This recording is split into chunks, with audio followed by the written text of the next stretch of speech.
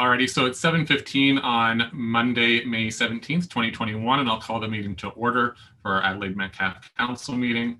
And I do apologize to the attendees on the meeting, as well as everyone that was waiting for the live stream to start on YouTube.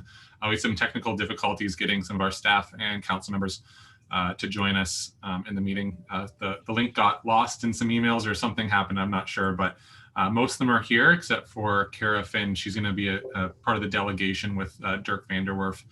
So what we're going to be doing in our agenda is just jumping past that until Kara can come on board with us. So we'll be going into the planning applications prior to that first delegation. Is there any declaration of pecuniary interest or general nature thereof from members of council? Okay. And I just have one. It's not a pecuniary interest, but it's perceived conflict of interest for myself, and that's under staff report 8C1 of the CAO's report. So that's the Napier Schoolhouse expression of interest. So I'll declare a conflict on that and hand over the virtual gavel over to the deputy mayor. And I will note that Councillor Brody, unfortunately, he's not able to join us this evening.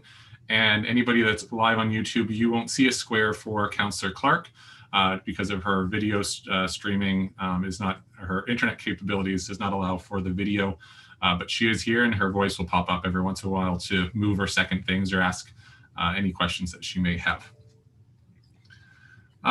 Before we jump into the remainder of the agenda, which is quite a long one, I do want to take a moment to wish one of our staff members well with us at the Township of Adelaide Metcalf. She has been with us for the last 3.5 years, and Jennifer Turk, our clerk, which I will miss saying going forward because it rhymes really well, has had a really big impact on our municipality.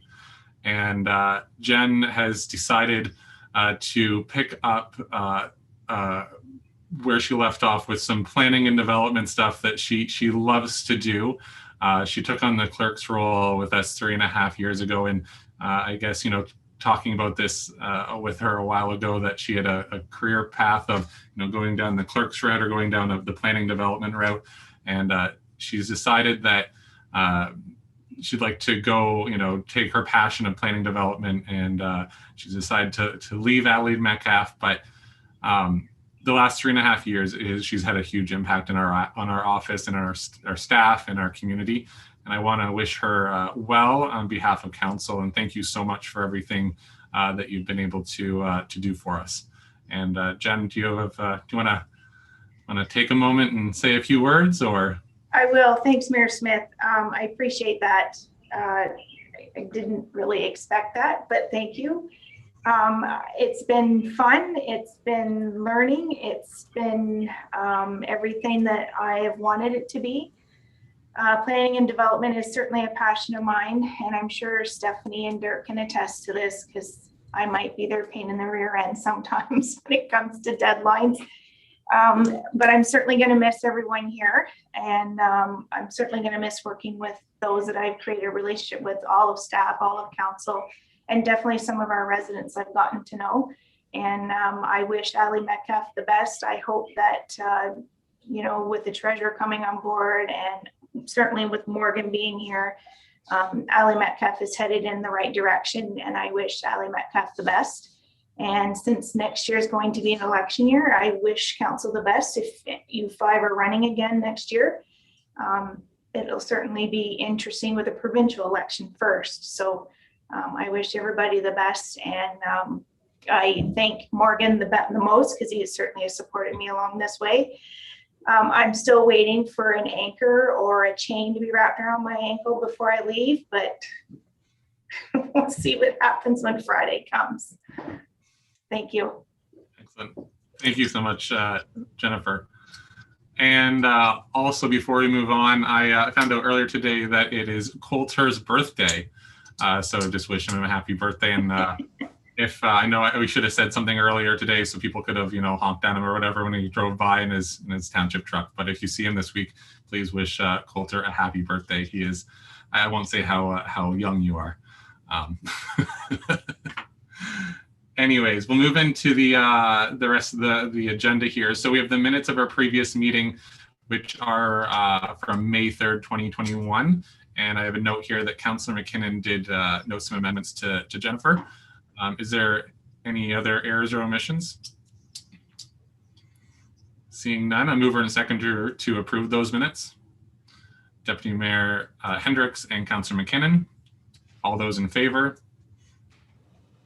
Aye. And that's carried. So we have a number of timed events and delegations. So the first one is from Carafin and Dirk Vanderwerf, and they're going to be talking about the community improvement plan. And I don't see Kara on the line yet, so we're going to jump past that one. And then we have our committee of adjustment, and then public meeting, and then our drainage consideration meetings before we get into the rest of our agenda. So we needed to have a motion from council to resolve that council convene as the committee of adjustment for the purpose of hearing minor variance application A03 2021, minor variance application A04 2021, and consent application B02 2021 at 7:21 p.m. Okay, Councillor McKinnon, seconded by I'll second that, Mayor Smith. Councillor Clark. All those in favor? Aye. And that's carried. And before we jump into the first one, I see that Kyle has joined us, so that's good. The purpose of the following public hearings for the Adelaide Metcalf Committee of Adjustment is to give the members of the Committee of Adjustment, as well as the general public, an opportunity to hear all interested persons with respect to the applications before the committee this evening. The public is advised that comments expressed and written material presented are a matter of public record available for full disclosure.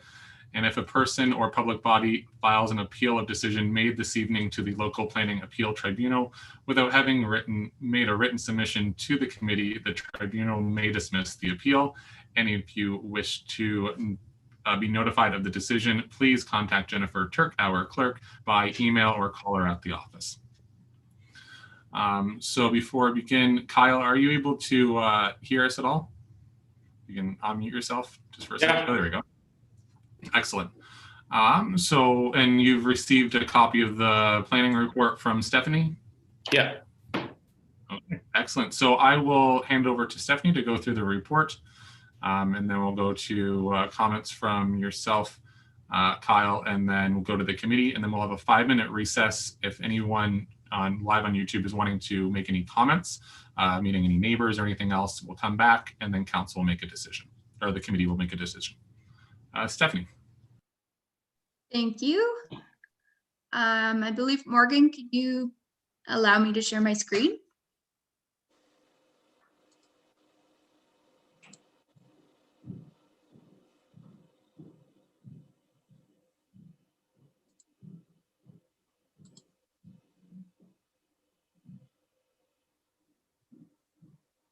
All right, so the purpose of the application is to permit an accessory building that is taller and larger than otherwise permitted by the zoning bylaw.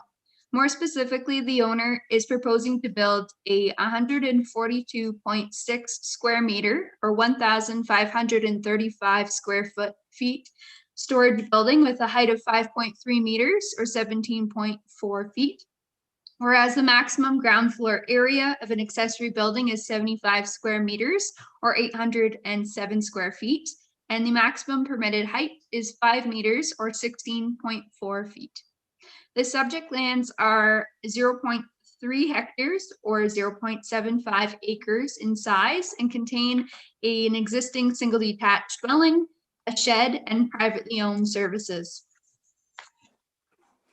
Staff have evaluated the application against the 4 tests of a minor variance and are of the opinion that the variance is not considered to be minor in nature, as the proposed accessory building is nearly double the maximum permitted ground floor area of an accessory building in the surplus dwelling SD zone. The subject lands were created through a severance where it was demonstrated that the dwelling was surplus to a farming operation and is intended to be residential in nature. The proposed accessory building will be substantially larger than the existing dwelling, which should be the main predominant use on the subject lands. Staff, however, do not have any concerns in regards to the requested building height of 5.3 meters and consider that requested variance to be minor in nature. Planning staff recognize the applicant's desire to have additional storage space for vehicles, lawn equipment, and other storage purposes. However, are of the opinion that the proposed variance is not considered appropriate given the extent to which the proposal varies from the zoning requirement of 75 square meters or 807 square feet for a ground floor area of an accessory building. That being said, staff do not anticipate adverse impacts to surrounding land uses as a result of the proposed structure.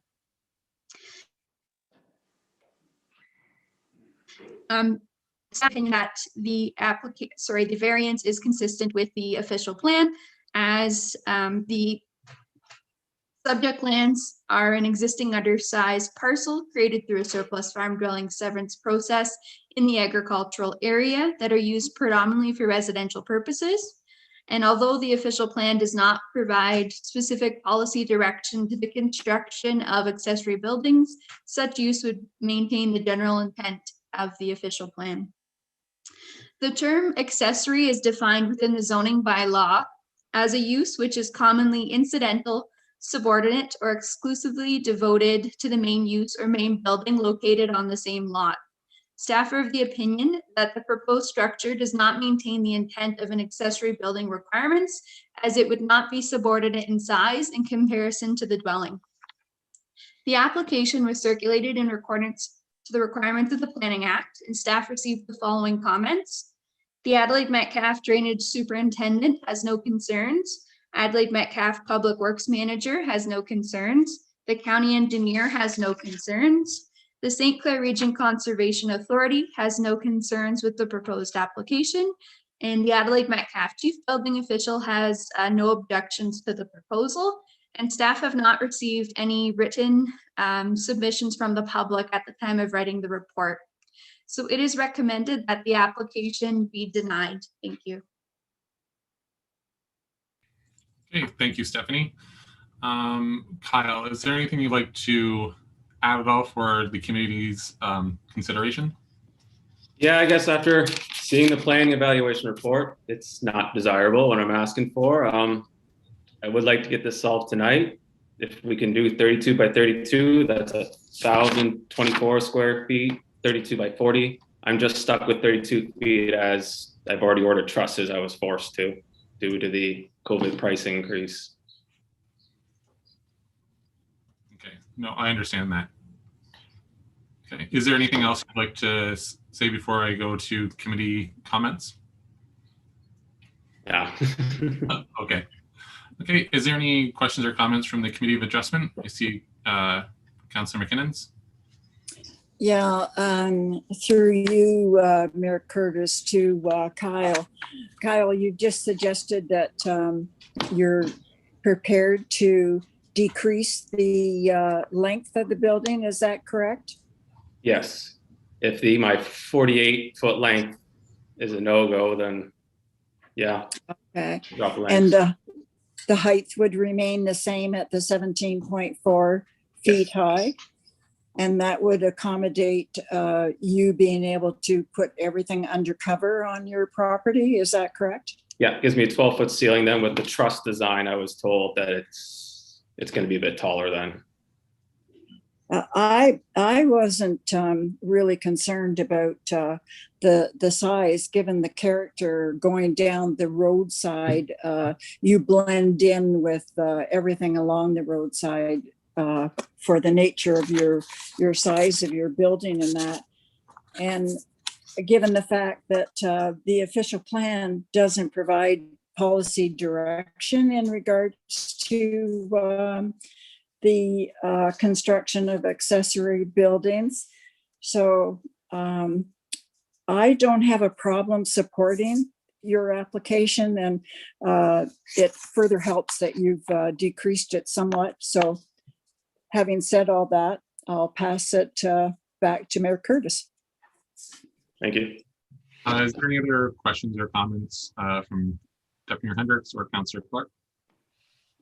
Yep, Deputy Mayor Hendricks.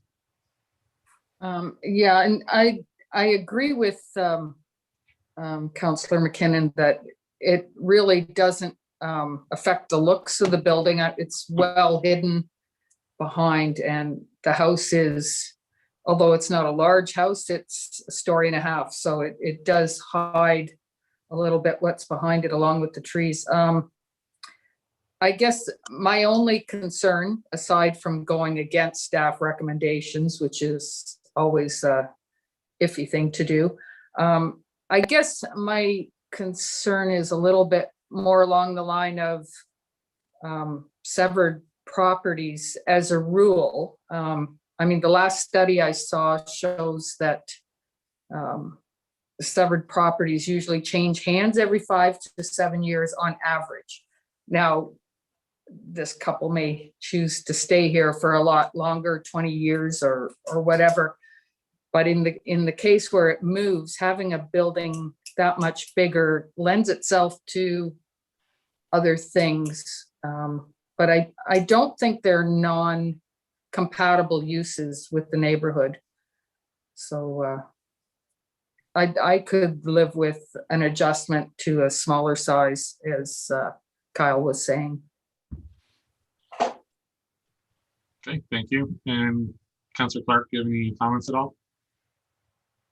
I don't have any specific concerns with this application, yeah, especially given where it's located. I guess my only concern, it sort of leads into what Deputy Mayor Hendricks was saying, is nothing's ever a problem until it's a problem. So I always am a little nervous when something's a little outside the box, and in this situation where somebody potentially could be running a business out of that next week, 6 weeks from now, 6 years from now, 16 years from now, that's not in keeping with the permitted uses. So I think that's just something we have to be aware of. But as the application is presented, I don't have any problem with it specifically. A swimming pool is 20 by 40, and we're looking at a 48-foot shed. So, I mean, it sounds huge, but it's not really. So I don't have any issues other than the comments that I made. Thank you, Councillor Clark. So at this time, I believe Jen will do the 5-minute recess. Is that correct? So we'll have a 5-minute recess to allow any of the members watching live on YouTube to join in and register. So Ryan will put a 5-minute slideshow up, and it'll have the information on there as to how to join in. And then we'll come back, and the committee will make a decision.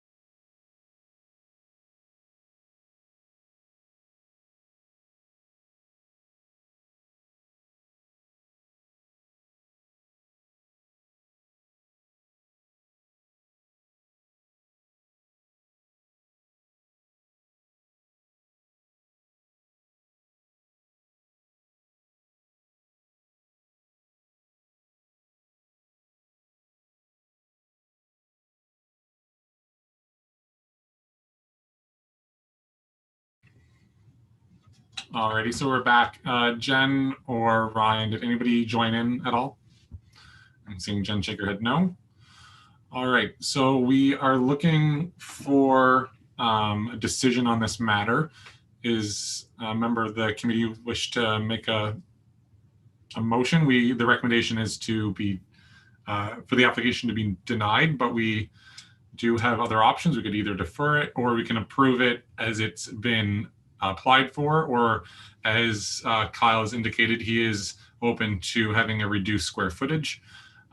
So we're open. We have many different routes we can go. Councillor McKinnon. I'll move that we grant it subject to the decrease in size as stated by Kyle. And I mean, just to be clear, because I think Kyle, you mentioned 2 different sizes. So which size is that? And before you speak, you are muted right now. So There we go. Yep. 32 by 32, which is 1,024 square feet, or 32 by 40, which is 1,280 square feet. Okay. So Councillor McKinnon. And through you, Mayor Smith, to Kyle, if we go the 32 by 32, your trusses will still be the same, and it'll just be a decrease in the length. So you cut out a bit. Yes, it's just the length of the building. Okay. Okay. I'll move the the size of the lot, or the construction of the accessory building, be 32 by 32. Okay. And we have a seconder to that. Okay. Deputy Mayor Hendricks. Okay. Is there any discussion at all? Okay, seeing none. So that is to move for approval, and that is for the minor variance to be, I don't know what this total square footage is, but it'd be 32 by 32. I can't do that quick math in my head. And to allow for the height of the 5.3 meters instead of the 5. Okay. Yes. So all those in favor? Aye. And that's carried. Okay, thank you so much. Thank you. Okay, take care. And we will move into our next one, which I have to get this agenda back up. It's another minor variant. So it's A04-2021. And I believe we have Amber that is going to be joining us, if I have that email up here. Or Amber might have been joining us. She mentioned that, but she may not have. Yeah, Mayor Smith, I'm not seeing Amber in the attendees list. Okay. Alrighty, so I don't think we have anybody, any of the applicants joining us for this one here. So we'll hand it over to Stephanie to go through the report, and then we'll have any questions from the committee. Thank you. I'm just going to share with you my screen again. So the purpose of the application is to seek relief from provisions of section 6.2 of the zoning bylaw as it relates to front yard setback of an addition onto a residential dwelling. More specifically, the owner is proposing to build an approximately 4.26 meter deep, or 14 feet, covered porch on the existing dwelling with a front yard setback of 17.37 meters, or 56.98 feet, whereas the front yard setback of 30 meters, or 98 feet, is required. It is noted that the existing building has a front yard setback of approximately 21.63 meters, or 70.96 feet.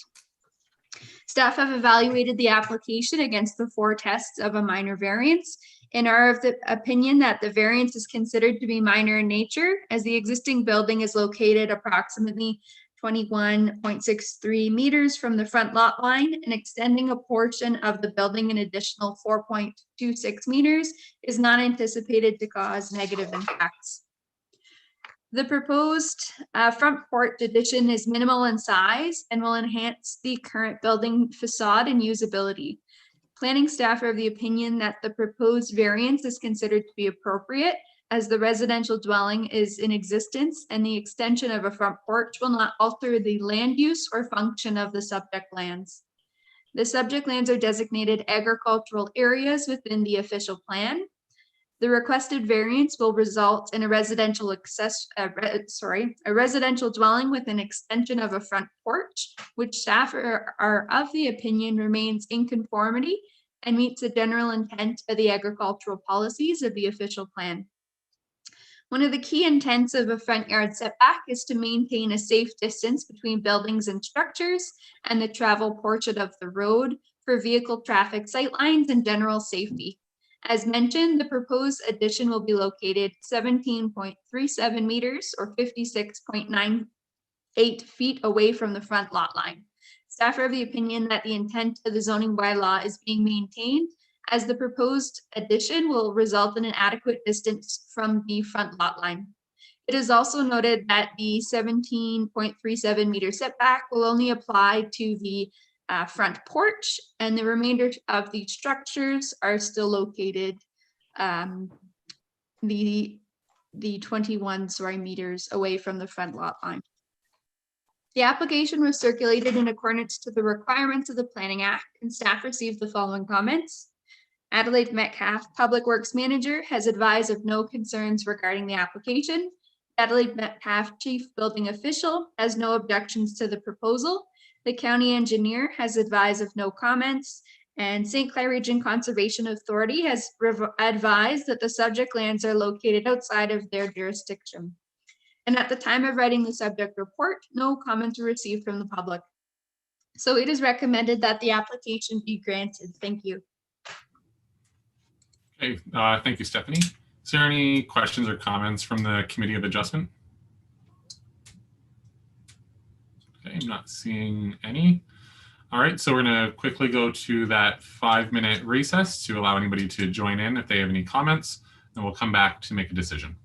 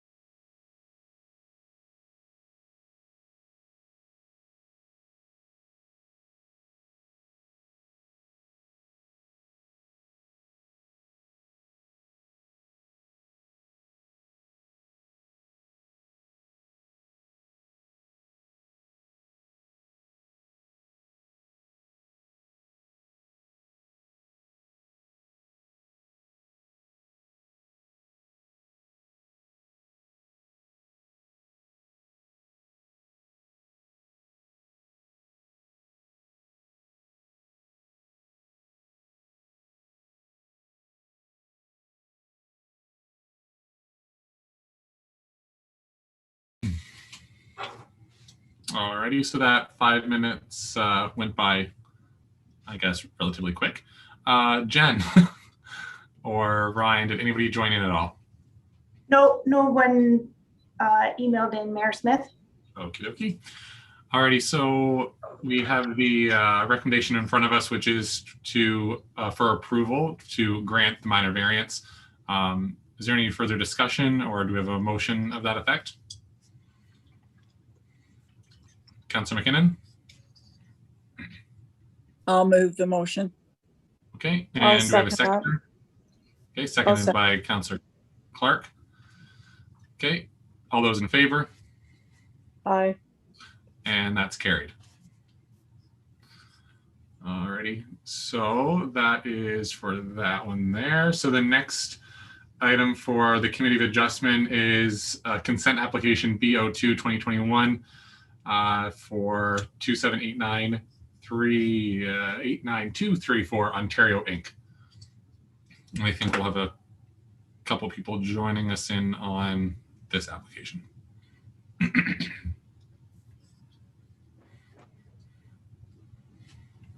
Maybe.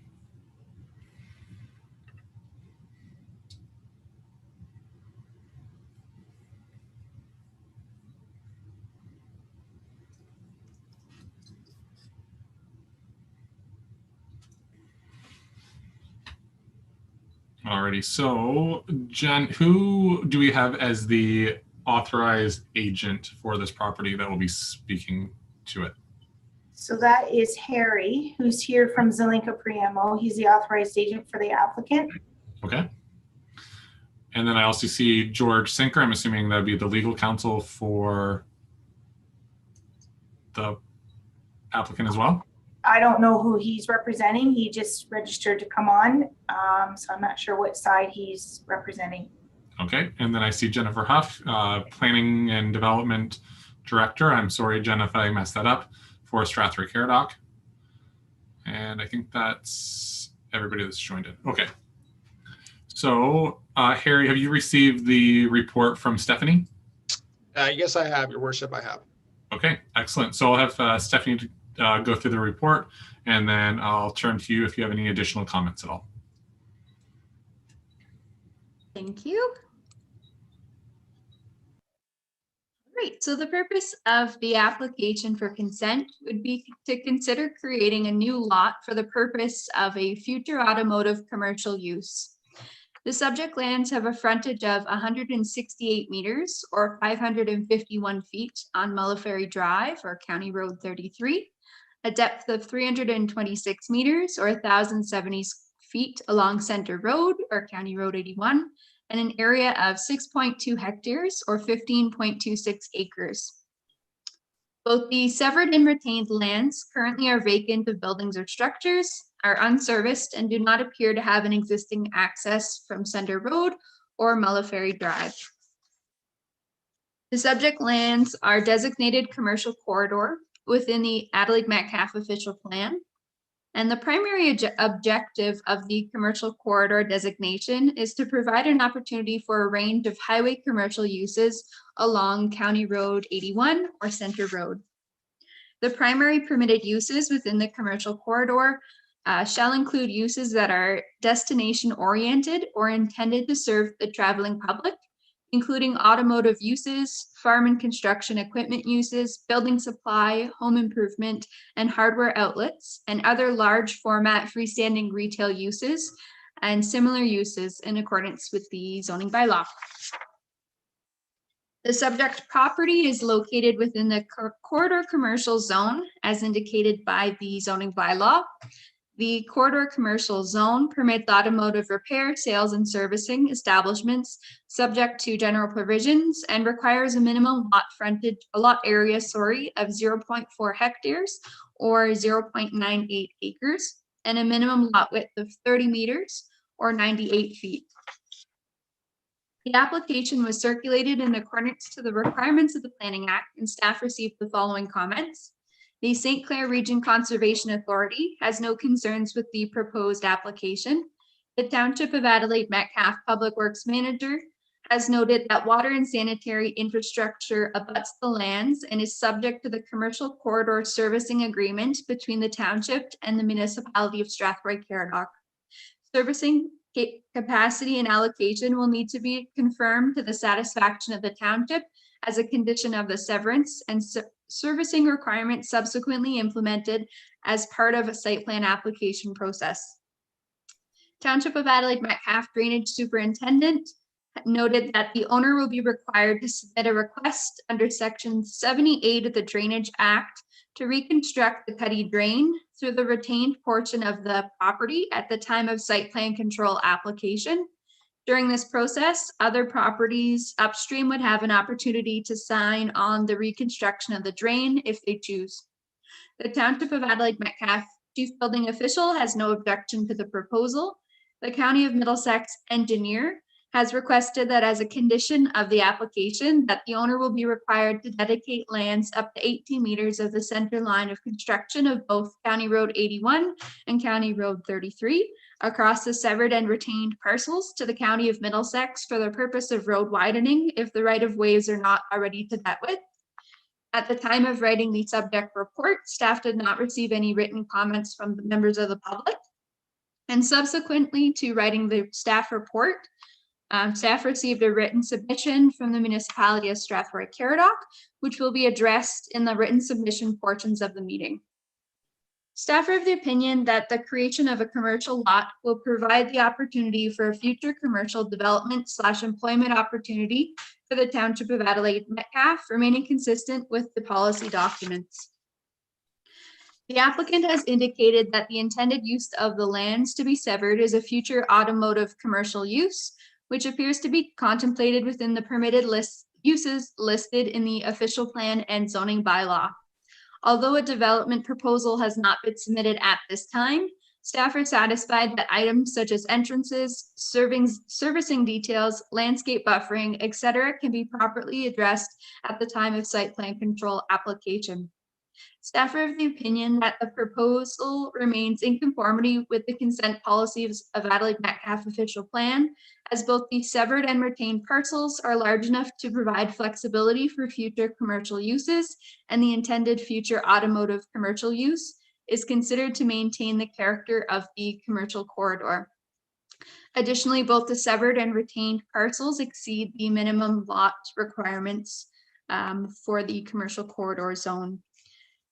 Township staff note that municipal services are provided within the commercial corridor subject to the commercial corridor servicing agreement between the township and the municipality of Strathroy-Caradoc. As such, prior to finalization of the consent application, the township will work with the municipality of Strathroy-Caradoc and the applicant to confirm that adequate municipal servicing is available, with details to be implemented through site plan control. Additionally, in consultation with the county engineer, it was determined that access can be addressed at the time of site plan as well. In summary, planning staff are satisfied that the criteria for the creation of a commercial lot have been met or can be appropriately addressed through conditions of consent and the subsequent or future site plan control application. So it is recommended that the application be granted subject to conditions. Thank you. Okay, thank you, Stephanie. Harry, is there anything you'd like to add at all? No, Your Worship. I just wanted to thank staff for their efforts in bringing this application forward for your consideration this evening. I just wanted to add that Mr. Sinker is also here on behalf of the landowner and the applicant. We've gone through the staff report, we've read the conditions carefully, and we're in support of the staff recommendation. I'm simply here to answer any questions you may have. Thank you. Okay, thank you very much. Is there any questions or comments at all from the Committee of Adjustment? Okay, I'm not. I have a question. Yes, Sorry. Councilor Clark. Yeah, and I pardon my ignorance, but in a worst case scenario, would the applicant be able to put a well in and the septic system and function independently without tying in, or was this being supported by the planner only on the assumption that it would be to tie into the services of Strathroy? Morgan, do you want to address that one or point it to a certain direction? Yeah, Mr. Mayor, thank you. I think Steph has her hand up there. Sure. Through the mayor to the counselor, the policy direction is for, in our official plan for the commercial corridor area, is for the provision of full municipal services. Okay, I thought that, but I just wanted clarification. Thank you. And is there any other questions from the committee? Okay, seeing none. And there weren't any, was there any written submissions at all before we go into the 5-minute recess? Jen. Yep, thanks, Mayor Smith. So we received written comments from Strathroy Caradoc, Jennifer Huff. And one was in regards to the water and sanitary services. And Stephanie Poyer has commented on that piece that Adelaide Metcalf continues to work with Strathroy Caradoc for a servicing agreement. The other comment was in regards to fire service. The applicant should be made aware that there is no paid service agreement obliging the Strathroy Caradoc Fire Department to respond to structure fires in Adelaide Metcalf. Specifically, Strathroy Caradoc does not respond to non-structure fires and only responds if they are not otherwise engaged in Strathroy Caradoc. Therefore, there is no permanent fire protection services to the area from Strathroy Caradoc. Adelaide Metcalf will respond from their Kerwood station. There's also comments here in respect to drainage. It appears that the Cuddy Drain Branch C runs through this parcel, and it is request that the municipality of Strathroy Caradoc be advised and consulted in regards to any proposed works impacting the drain. Okay, Jennifer. Okay, and with that, we'll have a 5-minute recess just in case anybody that's watching would like to join back in as well. I know there was a couple other people that had registered and they were on the attendees list, but I don't see them here anymore. So maybe they'll join back in after the 5 minutes, and then we'll go to any additional comments.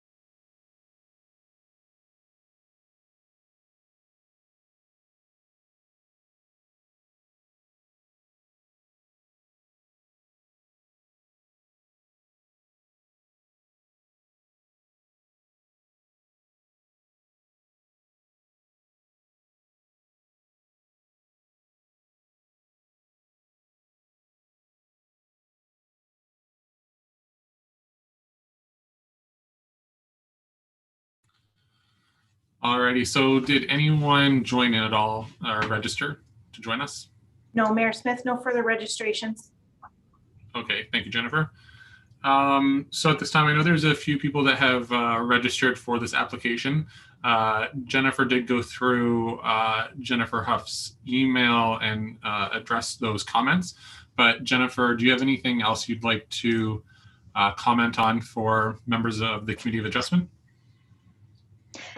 Thank you, Mayor Smith and committee. I think much of my comments have been discussed this evening. It really was to make the applicant aware that, of course, services are provided through a servicing agreement with Strathroy-Caradoc. That agreement has expired and has been expired for the last 2 years. And while we're in the process of negotiating a new agreement, there will be no new connections until that agreement is in place. And with respect to what that agreement looks like for future connections is unknown. So certainly, hopefully the agreement will be in place to assist with this development.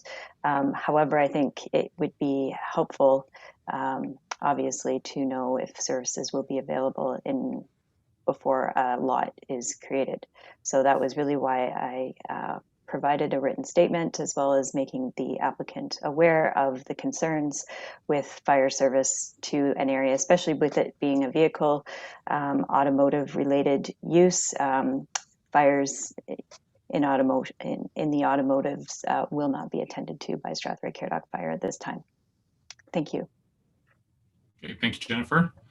And hopefully we'll get a copy of the first draft agreement from your administration soon, so we can get that ball rolling. Is there any?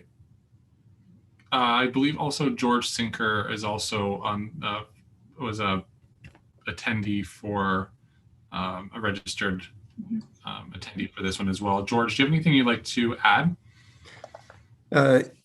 Yes, I would just like to add that historically, when the consent was done, consent BO2 in 2011, to sever to Cuddy Corporation 2008 and have Cuddy Corp retain the 2 parcels of land, including this parcel.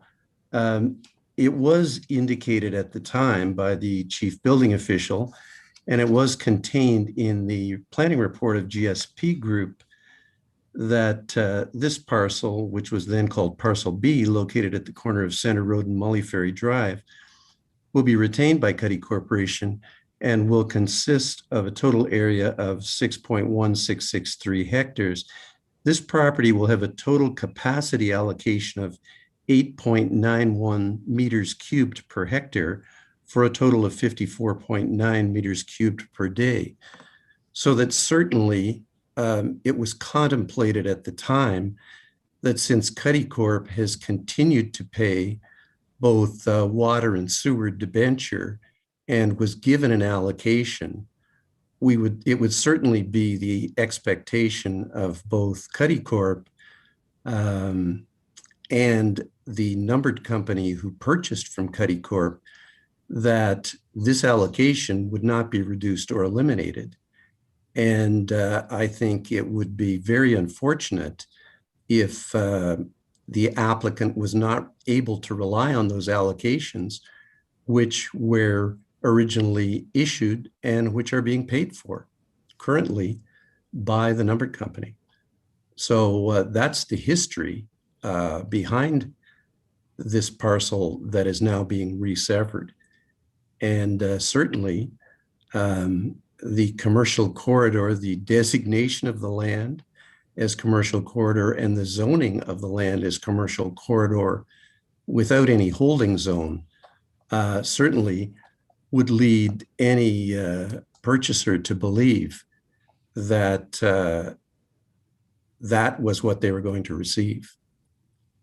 So I would hope that the 2 municipalities can come to an agreement, as certainly my client has relied on what existed on the books.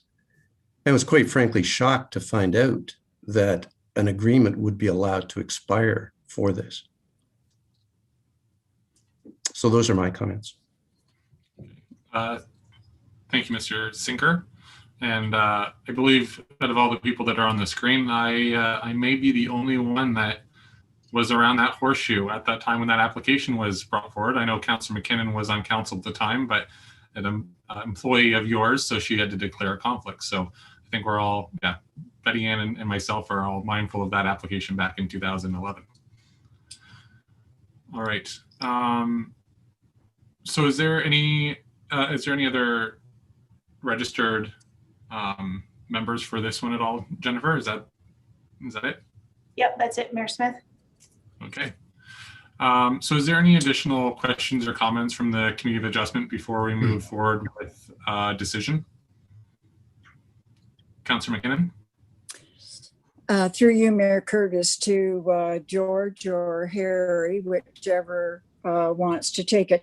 But the access, are you having one as an egress and one as an ingress off of Center Road so that you don't have people coming off of both Mully Ferry and Center Road? Or is it going to be, if you're coming down Center, you go into the Center access, and if you're coming down Mully Ferry, you access off of Mully Ferry?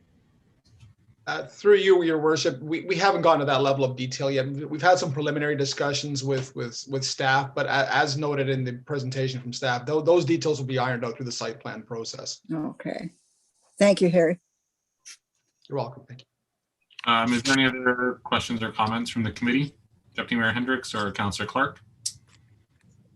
Okay, I'm seeing none. I appreciate George Sinker's comments, because I was at a loss as to why that extra some information was in there. So that makes sense now. Thank you. Okay. So I'll just jump back to this report just a second. So we have a recommendation from staff that the consent be granted subject to the 7 conditions that are outlined there. And I think the number 4 will really alleviate what Jennifer Huff is alluding to and the concerns from Strathroy-Caradoc in regards to the servicing availability. So hopefully that satisfies Jennifer's concerns and those from Strathroy-Caradoc. So that is the recommendation there. Is there any one that's wishing to move that recommendation with the 7 conditions? So we have Councillor McKinnon and Deputy Mayor Hendricks. Is there any further discussion at all? Seeing none, all those in favor?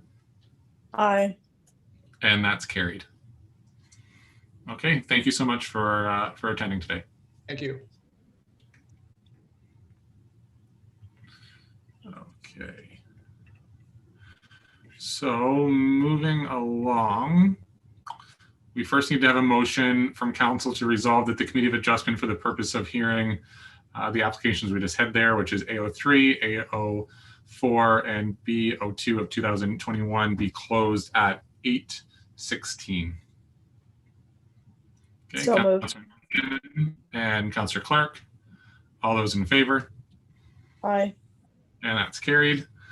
I see Mike threw his camera back on there. We're not done our planning applications yet, so we'll be with you soon for the drainage stuff. So the next one here is for a public meeting, and it's a motion to resolve that the public meeting to hear zoning bylaw amendment Z04 2021 for the removal of the H symbol at 27841, 27835, and 27817 Kerwood Road be opened at 8:18. I think Councillor McKinnon said something. So moved by Councillor McKinnon, second by Deputy Mayor Hendricks. All those in favor? Aye. And that's carried. All right, so the purpose of the following public hearing for Adelaide Metcalf Council is to give the members of the council, as well as the general public an opportunity to hear all interested persons with respect to the application before council this evening. And the public is advised that comments expressed in written material presented are a matter of public record, available for full disclosure. And if a person or public body files an appeal of decision to the local planning appeal tribunal without having written submission to council, the tribunal may dismiss the appeal. And if you wish to be notified of the decision, please contact Jennifer Turk, our clerk, by email or call her at the office. So this application is actually an application that's brought forward by the township. So I will hand it over to Stephanie to go through the report.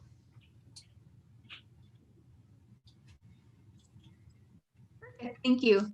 So the subject lands are subject to a holding provision, the H3 holding provision, and removal of this holding provision requires entering into a development agreement with the township to address the installation of services and other developer obligations and responsibilities.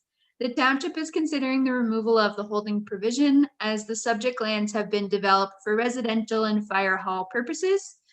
And the removal of the holding provision would allow the village residential VR zone to come into full force and effect and allow the property owners to obtain building permits for accessory buildings, additions, etc.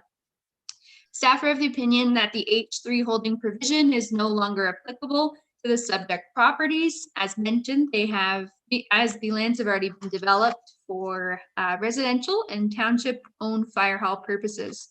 Staff are of the opinion that the H3 holding provision is intended for the undeveloped lands that surround the subject property, and that the H3 provision should still apply to those undeveloped lands. Staff are in support of removing the H3 provision from the subject lands, as it will allow the village residential zone, as mentioned, to come into full force and effect, allow the property owners to obtain any future permits for any building purposes. So it is recommended that the application be granted. Thank you. All right, thank you, Stephanie. Is there any questions or comments from members of council? It's pretty straightforward. And we didn't have anybody register as a participant. So we're gonna jump into that 5-minute recess and we'll be right back to see if anybody wants to join in to voice their opinion on whether or not they want to have this holding provision removed.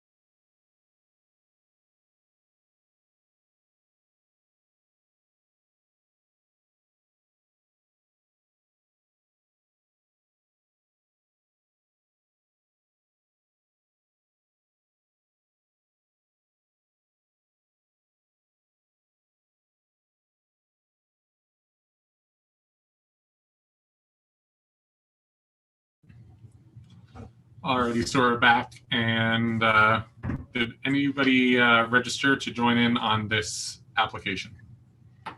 No further registrations, Mayor Smith. Okay, thank you. Is there any other questions or comments from council? Seeing none. So the recommendation in front of us is for approval. If we have a mover and seconder for that. Okay, Deputy Mayor I Hendricks. can move that. We'll I'll let second. Councillor Clark move that. Get her on there. I can't hear you at first because you're unmuting yourself. So we'll go with Councillor Clark and Deputy Mayor Hendricks. All those in favor? Aye. And that's carried. Alrighty, so I think that's all we have for the public meetings. So we need to have a motion to resolve that the public meeting to hear zoning bylaw amendment Z04 2021 be closed at 8:26. Councillor McKinnon and Deputy Mayor Hendricks, all those in favor? Aye. And that's carried. Okay, now we'll get into the drainage stuff. So we need to have a motion to resolve that the drainage consideration meeting to review the engineer's report for the McKean Drain 2021 be opened at 8:27 p.m. Who would like to move that? I can move that, Curtis. Okay. Councillor Clark and Deputy Mayor Hendricks, all those in favor? Aye. And that's carried. And I believe we have a couple attendees registered for this one. It looks like Natalie Gertz and Junior Van Giffen.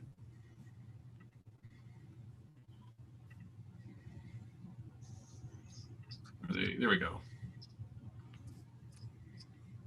Okay, and then we also have a Ryan Timmermans. Is he joining us for this drain or the Morgan drain? He's for the Morgan drain. Okay. So I'll just read through this. So it looks like I hand it over to Mike, our engineer, to go through the report, or am I handing it over to Andrew, our drainage super, to go through the report? You can start with Andrew, who's the drainage superintendent. Okay. Andrew. Ultimately, this is Mike's report. I'll let him take the show. Mike. Okay. Yes, this report was prepared in accordance with Section 78 of the Drainage Act for repair or improvement to the existing McKean drain. It's a tile drain of several different ages. The portion that we're dealing with under this report is an older part of the drain. It's a tile that's in poor condition in places. It's very shallow. And is not servicing the lands to the effect that the property owners wish. We are proposing to replace it with 10, 14, and 16-inch diameter tile and install new catch basins at line fences and reconstruct an eroded surface waterway on top of the surface run beside the drain to help the situation out on the Geertz property as well.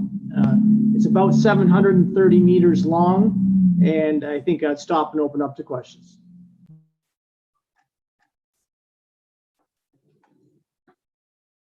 I'm typically really good at that. I was just talking with the mute button on. Thank you, Mike. Is there any questions or comments at all from either Natalie or Junior?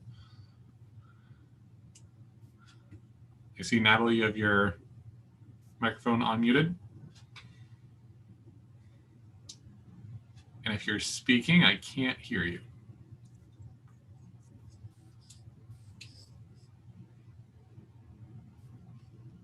Oh, now you're muted again.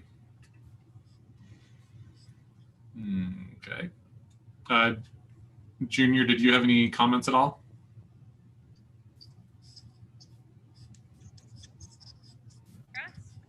There we go. I can hear you, Natalie. You're very faintly. I can't really hear you very well. Can you hear now? No comments. Okay. Okay, thank you. Is there any questions or comments at all from members of council? Okay, I'm seeing head shaking no. Okay, so we have a motion in front of us to resolve that the engineer's report dated February 26, 2021 for the repair to the McKean Drain 2021 be considered and adopted as presented by the drainage engineer. Moved by Deputy Mayor Hendricks, seconded by Councillor McKinnon. All those in favor? Aye. And that's carried. And then we need to have a motion to resolve that the drainage consideration meeting to review the engineer's report for the McKean Drain 2021 be closed at 8:31. Deputy Mayor Hendricks, seconded by I'll second that. Councillor Clark. All those in favor? Aye. And that's carried. Okay, thank you so much, Natalie and Junior, for joining us. Welcome. Okay, so we'll move into the next drainage consideration, which is the Morgan Drain. So we need to have a motion to resolve that the drainage consideration meeting to review the engineer's report for the Morgan Drain 2021 be opened at 8:32. Councilor McKinnon, and seconded by Deputy Mayor Hendricks. All those in favor? Aye. And that's carried. And I see that we have Ryan Timmermans here, and this is where we should be all outside enjoying some sunshine. I had no idea how that the sun's still shining, so that's where I should be, is enjoying this council meeting outside. Excellent. And you're able to hear us? You're muted. We can't hear you, but we see a thumbs up, so that's good. So I'll hand it over to Andrew, and then he'll likely hand it over to Mike. Indeed. Go ahead, Mike. Okay, similar to the last report, this report was prepared in accordance with Section 78 of the Drainage Act for repair and improvement to the existing Morgan Drain. The part of the drain that we're dealing with tonight is the open ditch portion across the easterly part of Lot 11 and the westerly part of Lot 12, including the portion that crosses the 402. There was a request for some deepening of the channel, the installation of a new farm culvert, and some removal of sediment if required downstream in the area of the 402. We did find that there is a blockage for part of the 402 and possibly within culverts underneath the 402. So we have a contingency in place to clean through the culverts if required, but the first phase would be to actually clean out the end of the culvert. There is some clean out on the downstream side or the north side of the 402 that will occur to help the flows that are coming out of the 402 property. And then upstream of the 402, we would deepen the drain sufficiently to accommodate an improvement to the Timmermans drain, and then head upstream to blend into the existing Morgan drain in the west part of Lot 11. And there'll be a new farm culvert installed where there's a low-grade crossing. It is going to be a round pipe buried to act as an arch. It is more economical to do that than to actually purchase an arch pipe. So that it'll be placed just downstream of the Timmermans drain. And if there's any questions, I'd be open to hear them. Okay, thank you, Mike. Is there any questions at all in regards to the drain?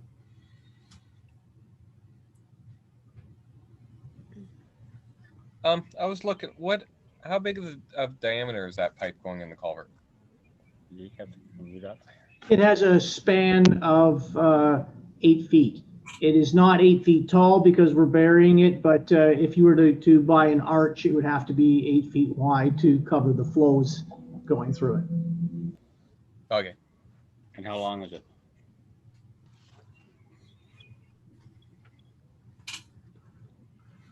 Do you know how long it is, Mike? I think he's looking it up. Okay. I'm just looking it up here on the drawing.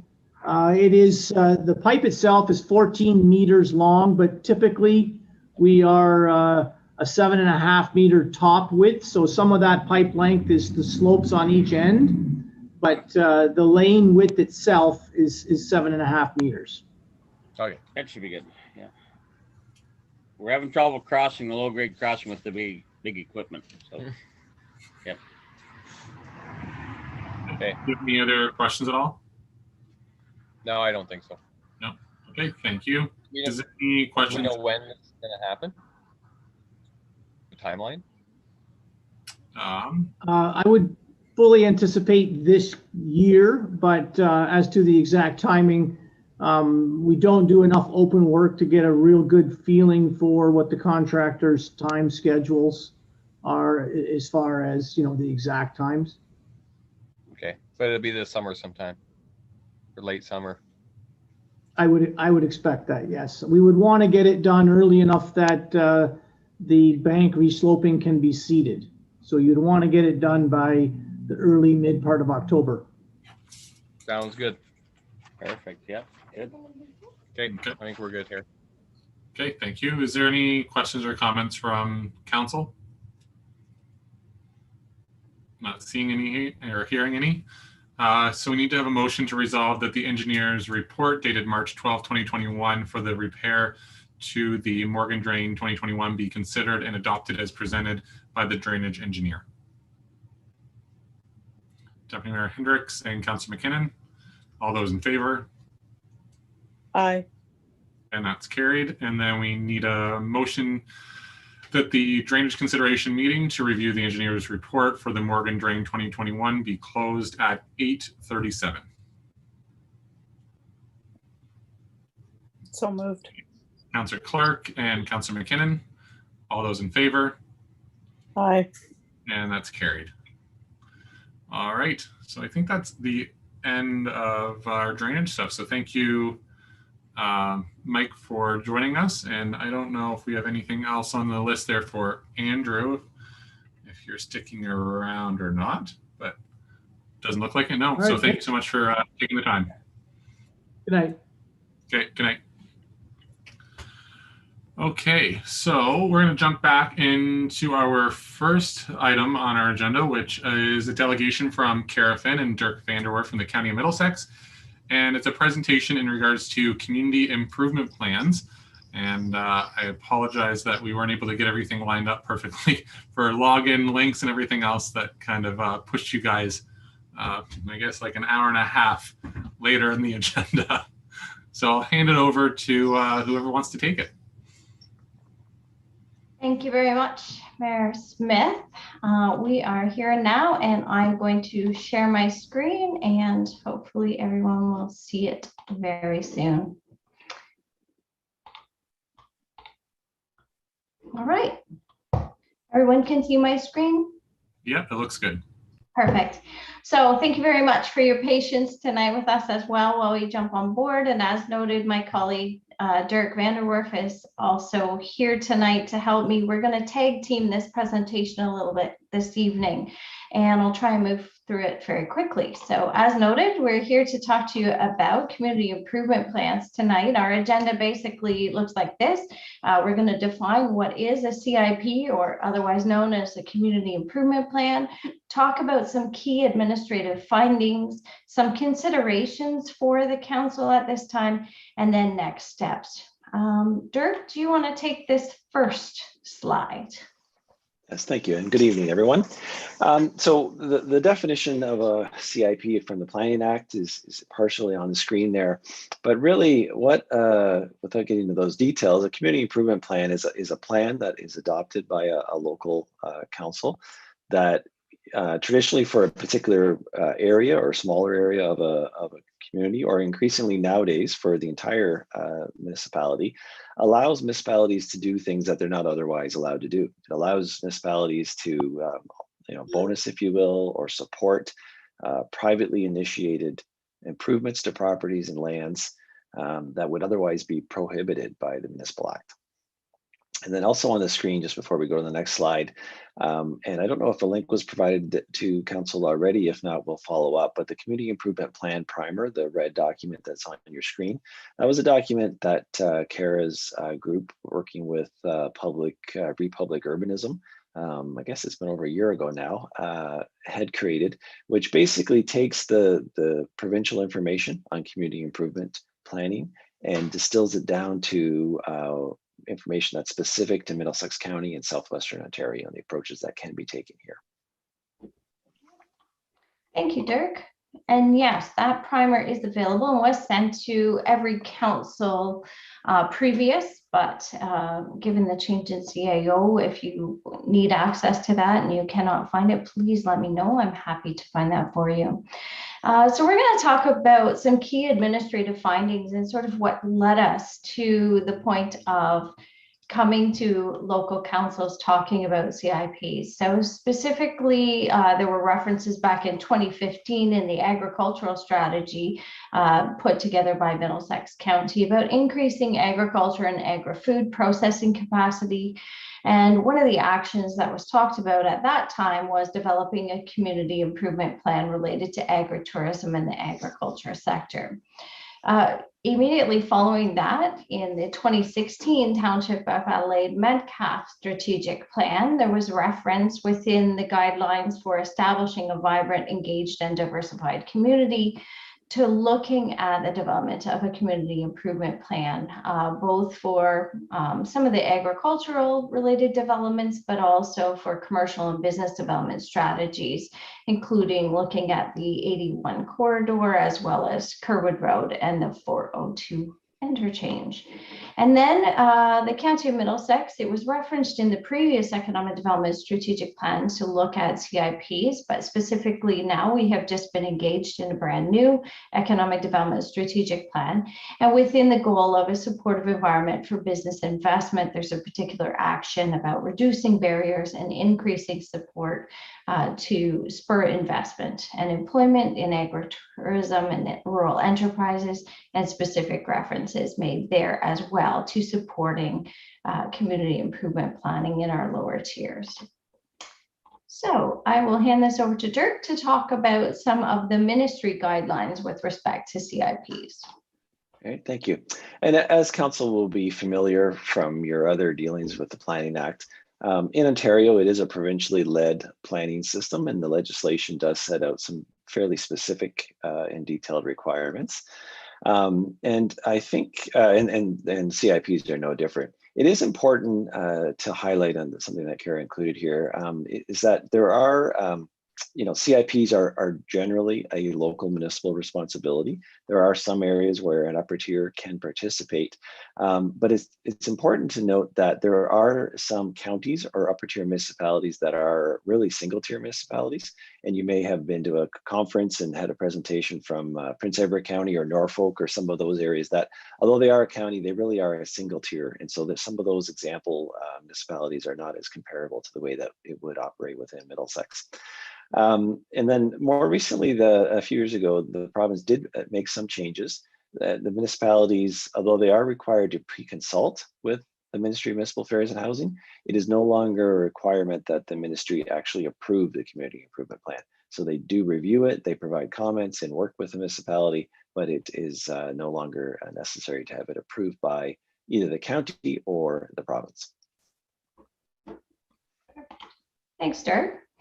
So we thought we'd include some information for you this evening to kind of put this into context. So there's lots of other communities with CIPs currently in place, and these are some of the competitive norms: City of London, Grey County, Perth, Windsor, Hamilton, Woodstock, Elgin County. Of course, you've probably heard about that one. But most recently, since Dirk and I have started to do these presentations, and since we developed the primer a year and a half ago, Middlesex County now has expanded its number of lower tiers with CIPs.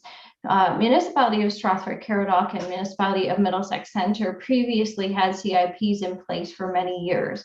But as a result of this process, they have extended those CIPs, which were previously only available in the downtown cores of those municipalities, specifically Ilderton in terms of Middlesex Centre, and both Mount Bridges and Strathroy for Stratford-Caradoc. They now have those CIPs blanketing their entire municipalities. Also, in addition to this, we've now worked with Southwest Middlesex, Lucan Biddulph, and North Middlesex, who have all either approved their CIPs or are in the process of approving their CIPs at this time. And just in terms of forms of incentives, there's 3 major forms of incentives, and all of these are outlined within the primer document that was provided. But these might extend to loan interest or 0% loans, grants, or tax and development charge equivalent grants. And we're going to talk about a few of those examples as we move forward. So just this, as this slide comes up, there are a number of sort of steps and costs that would occur through a CIP. The first one, the CIP primer, which as Kara has mentioned, is produced and available, and we feel that that sort of jumpstarts and focuses local municipal efforts. There would be, should a municipality proceed to do this, there would be a consultation and engagement project that would take roughly 1 year, and you would need a consultant to assist with that. And there are consultants that sort of specialize in this economic development and community engagement. Then there's the first year or two, and the experience of other municipalities has been that once a new program is available, people line up and to some degree are either they've been waiting for something, or the engagement and public process to create the plan kind of builds momentum. And then there is, however, also a longer term plan here. And of course, municipalities have to look at budget year to year. But we do really believe and recommend that municipalities have a long-term mind to this, some sort of 10-year implementation timeframe, with the goal being just to fund projects over time, with it being important to recognize that just 1 or 2 years of a program, a few projects, wouldn't be sufficient to probably forward the township's goals. It really is the cumulative impact of multiple applications over several years. And just to highlight with respect to the cost, as noted by Dirk, the CIP primer was produced by the county, and we bore the entirety of costs for that development. The consultation and engagement, we have actually consulted with all of the municipalities that have been involved over the course of the last 2 years in expanding or developing new CIPs. And there is funding available within the economic development budget of the county to assist any lower tier municipality in the development if they so choose to do that this year.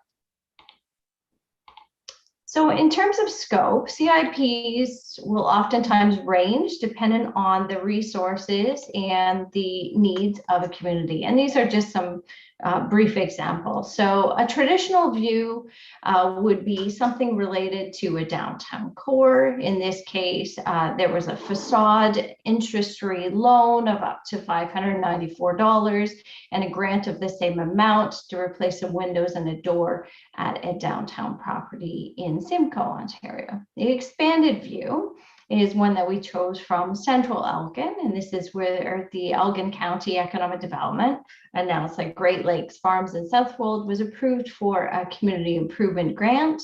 It was for converting a building and a arts trail supplemental grant totaling $11,500, and basically that converted a barn into a cold storage facility and helped to extend retail and tourism offerings for that business. And then we have major investment, and you may have seen this a few years ago in Welland, Ontario. Tax breaks were offered through Niagara region and the City of Welland programs, and it landed a $250 million investment initially to create 220 jobs in the city, and that was for GE. And those incentives, as part of the city's status as a gateway community improvement plan area, were approved by city council at that time, and ultimately ended up with about $37.4 million in tax bills, and that was in addition to them receiving $26.5 million in provincial grants. So again, all kinds of ranges to what may be available through CIPs or set up as being reasonable by each municipality that offers them. Dirk, I'll hand this back to you. Yes, it's just as this comes up on the screen. So these are just images and quick text description of some of the common components of CIPs. And the primer document goes into more detail on these. It gives sort of concrete examples.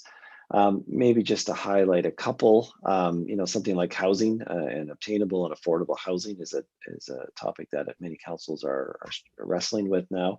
And often housing grants and affordable housing grants are a component of a CIP.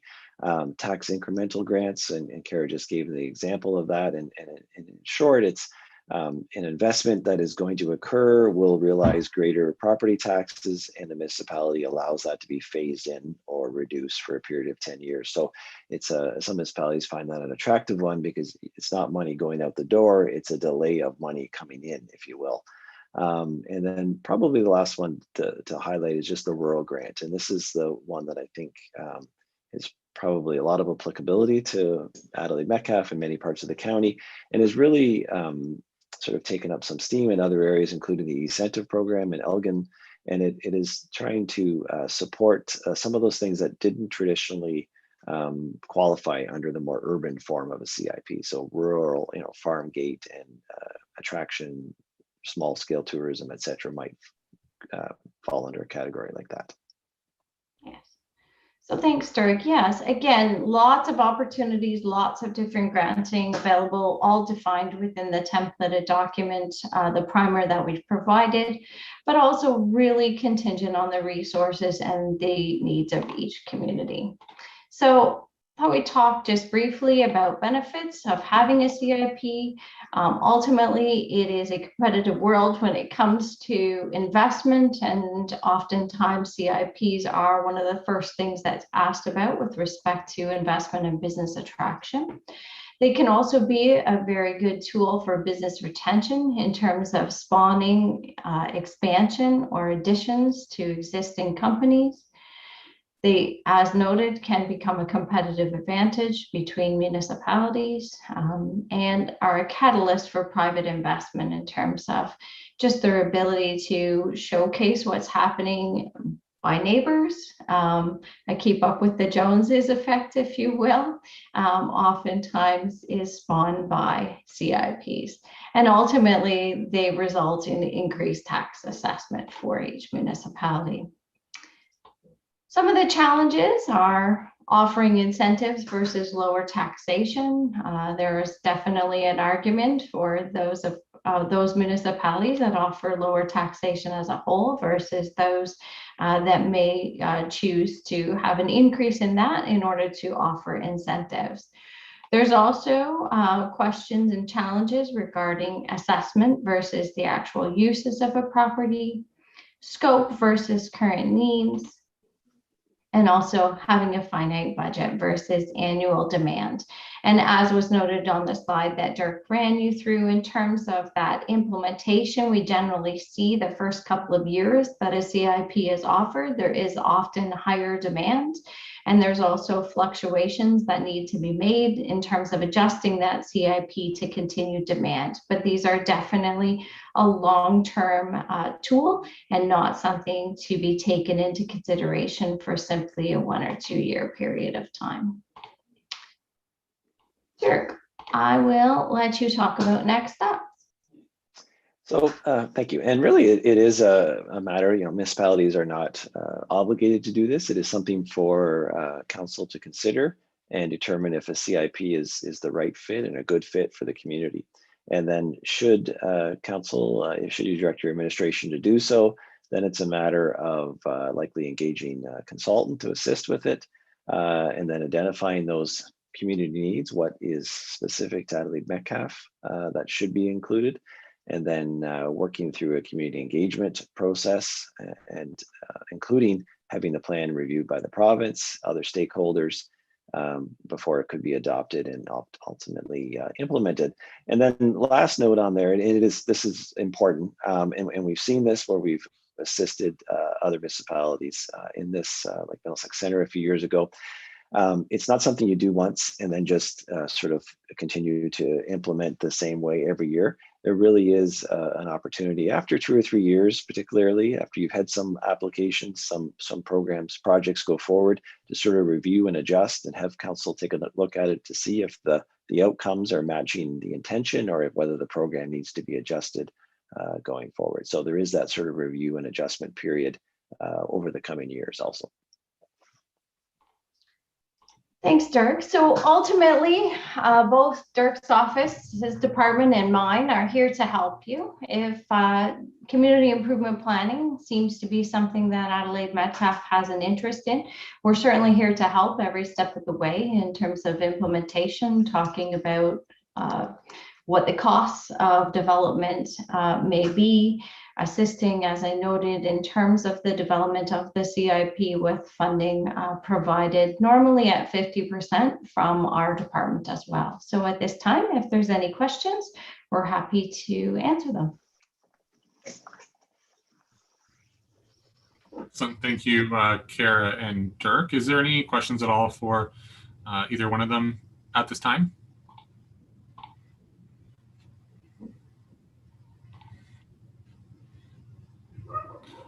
Okay, Morgan, just kind of thinking about this moving forward, will you be putting together a report for council's consideration in the future? Yeah, for sure. I actually had kind of my own question, and maybe it's valuable for council, but one of the projects that we're undertaking this year is a development charges study. And you did mention development charges in your CIP presentation. Can you tell council a little bit about how development charges and CIPs may play well together, or maybe they don't? Through you, Mayor Smith, they absolutely do play well together. Oftentimes, development charges being reduced or being associated with particular development at different levels can oftentimes be one of those tools that is identified within your CIP and can certainly be looked at as a competitive advantage. Thank you, Kara. So, Mr. Mayor, what I'll do is I'll put together a report outlining some of the options that council may consider or things that we can take a look at. And I guess we can start the process from there if council's interested. Perfect. Is there any other questions or comments at this time? Seeing none. Thank you so much, Kara and Dirk, for the presentation. And I'm sure we'll be in touch soon once Morgan puts together that report, and maybe we'll be the next one on your list of municipalities in Middlesex County to have a CIP. Thank you very much, Mayor. Okay, thank you. All right, so we'll go back to the agenda here. And I think we have correspondence. We haven't got those yet. So the correspondence, our next regular meeting will be on Monday, June 21st, and then followed by Monday, July 5th, and then July 19th. And you will note that typically we would have the first meeting in June, the first Monday of the month. However, there's not too much going on, and also we need to sort everything out with new faces coming on board.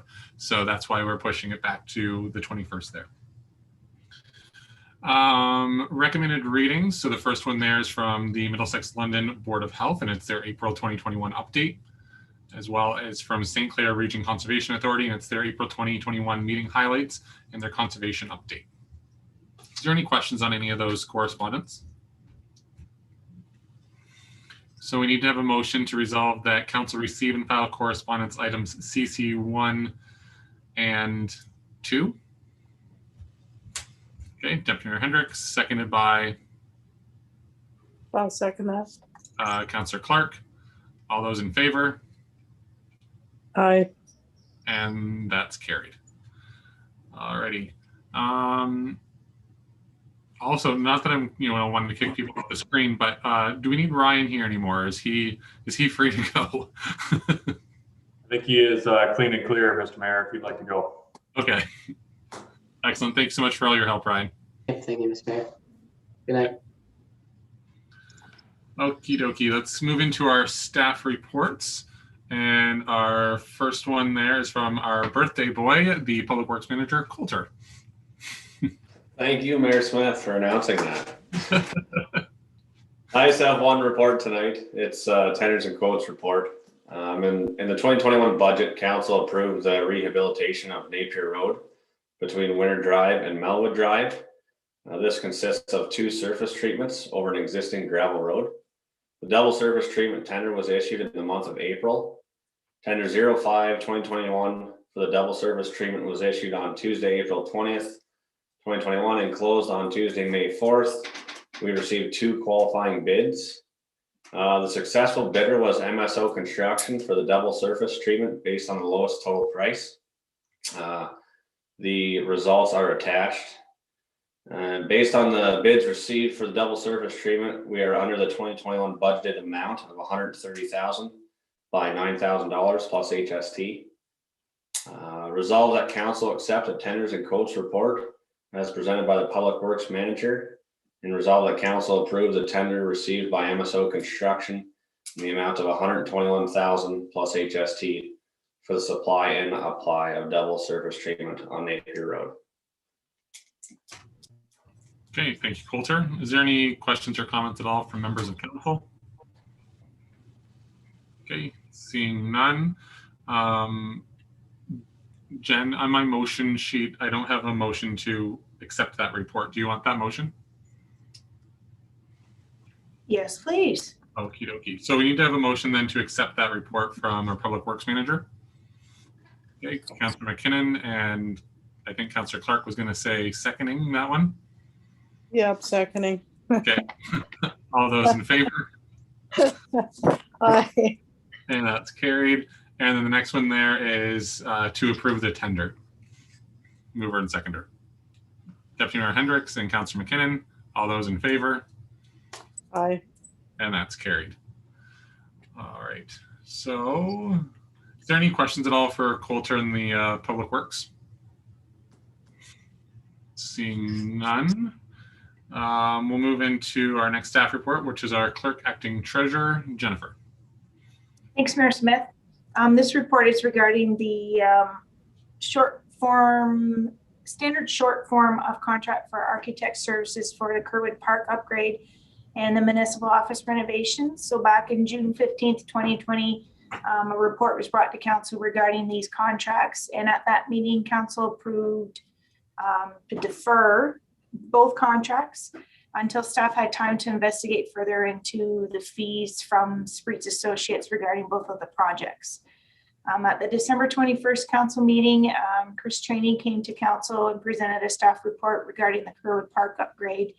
And council discussed options, and at that meeting they approved a 2-phase approach where the first phase of the project would seek to construct a washroom and a pavilion facility in 2021.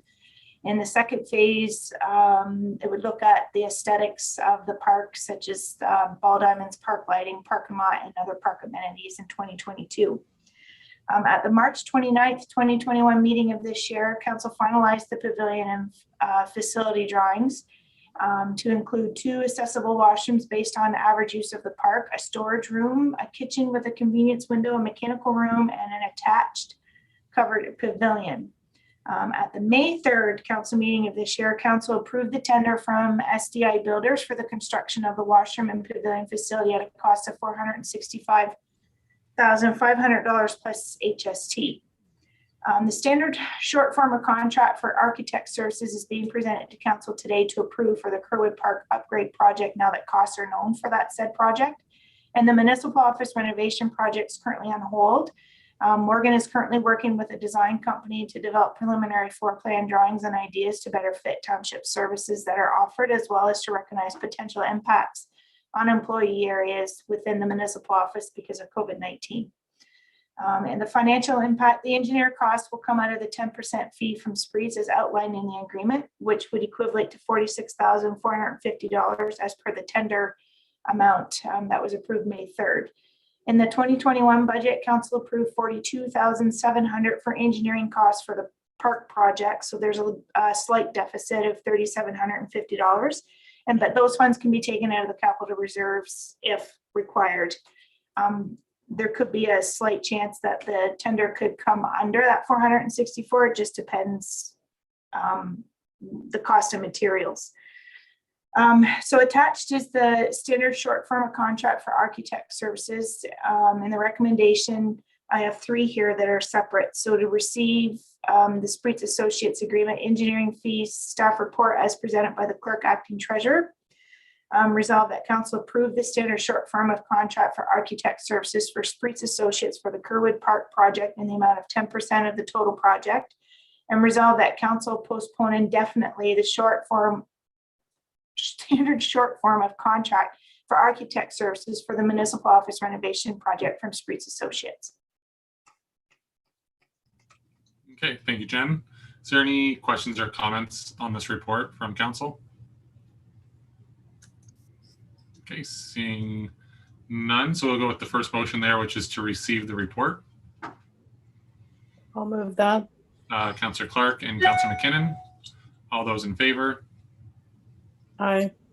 And that's carried. And the next one is for council to approve the 10% of the total project for the Kerwood Park project. Okay, Deputy Mayor Hendricks and Councillor McKinnon. All those in favor? Aye. And that's carried. And the last one there is to postpone indefinitely the contract for the municipal office renovation project with Spreets. Okay, Deputy Mayor Hendricks and seconded by Councillor McKinnon. All those in favor? Aye. And that's carried.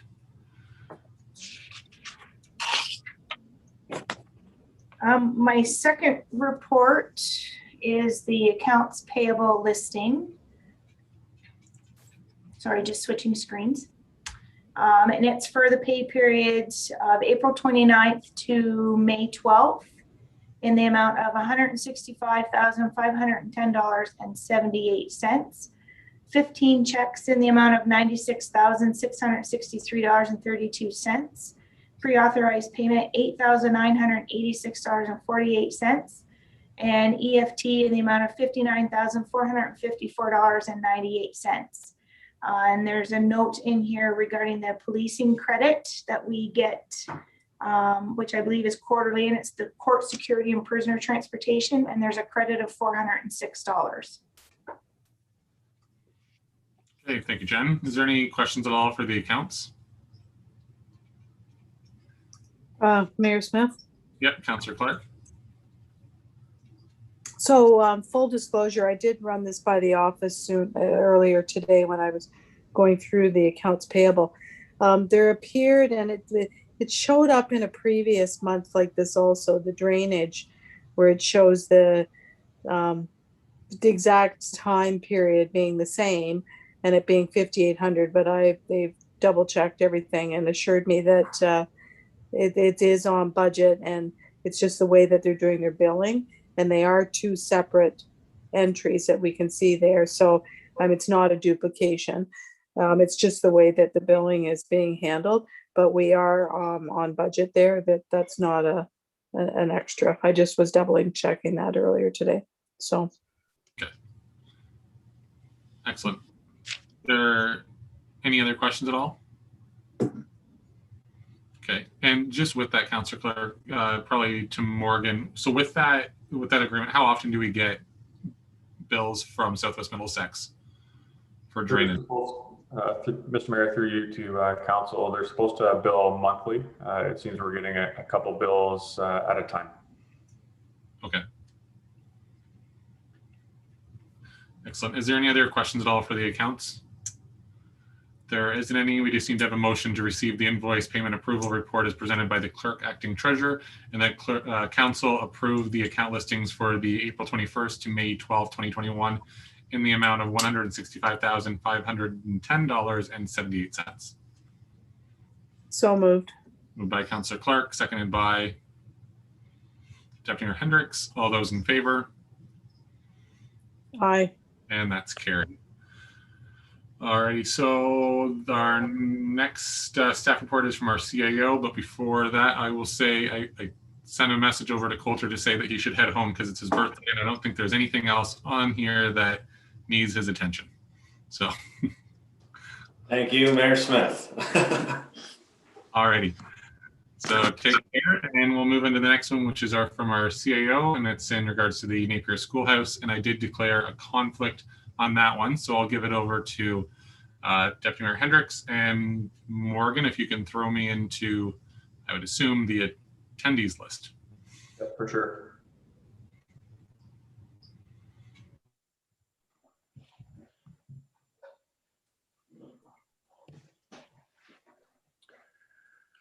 Okay. I don't know how often I've had to do this chairing on a little wee screen, but I will hand it over to our CAO to give us the report. Awesome. Thank you, Deputy Mayor Hendricks, and through you to council. So as council knows, we've had quite a few discussions on what to do with the schoolhouse or the SS number 3 Metcalf schoolhouse. Previously, before 2019, and certainly more so in 2020. The schoolhouse currently resides on an unopened road allowance within the township, which poses a number of challenges for the township, including costs to maintain a vacant or otherwise unused building. There are some security challenges with the building that remains vacant, such as the schoolhouse. At this time, the township really doesn't know what it wishes to do with that unopened road allowance, which the schoolhouse currently resides. And so long as the schoolhouse remains on the unopened road allowance, we don't really have many choices or options to us. Through a basic or preliminary land use planning and risk management analysis, the unopened road allowance does not really appropriately provide for the ability to keep the schoolhouse located on these lands. So through these discussions, council asked or direct staff to develop an open, transparent, and fair process for the sale and relocation of the schoolhouse. Without limiting, I guess, the conditions within the procurement process. So what we ended up developing was a document that it's called an expression of interest document. It essentially looks for those parties that might be interested in purchasing and relocating the schoolhouse. So really, without limiting many of the conditions within the expression of interest, the two big ones are really we're looking for the removal and relocation of the schoolhouse from the respective property at the full cost of the potential purchaser. And we also want to make sure that council has the opportunity to approve a potential agreement for the sale and relocation of the schoolhouse. So through this expression of interest document, there is an evaluation criteria. We really want to see a relocation plan. We're looking for a price or a cost to purchase the schoolhouse. We're looking for potential folks or parties that are interested in purchasing and relocation of the schoolhouse for their self-satisfaction with regard to the conditions. And of course, an appropriate timeline. So between those four evaluation criteria, I think we have a really solid methodology where we could come out with a really good outcome for the township as a whole. Of course, we will provide throughout the process an opportunity for viewing and inspection of the schoolhouse so that folks really know what it is that they need to do to relocate the schoolhouse. And I have to put this in here because if we don't receive any interested parties or responses through the expression of interest process, I'm really challenged as to what to do in regard to next steps for council. So I will likely end up recommending for council to decommission the building in some way. With regard to financial impact, the expression of interest document is really designed to make sure that the costs are limited on the township as much as possible. There may be some things within a relocation plan that might not be considered, such as rehabilitation of the unopened road allowance once the schoolhouse has been removed. So if we don't get a really good plan and we are unable to get rehabilitation within the program, then we might need to essentially bring a backhoe and bring out or pull out the cement footings that would be left behind. The township is capable of doing that under our own accord. So really, at the end of the day, the recommendation within this report is for council to direct myself to post the expression of interest document with the intent to sell and relocate the schoolhouse. I'll send it back to you, Deputy Mayor. Okay, I'd ask council if they have any questions or comments. Not seeing any. Councillor Clark? Yeah, I think it needs to be said that we did task the CAO with coming back to council with a report. And I'm understanding by this submission that this is Plan A, and that there's potentially a couple of other routes we might take, but this was the most favorable one at this time, and then we'll reassess as need be. Okay, so I guess at this point, if there's no other comments, I would need a motion to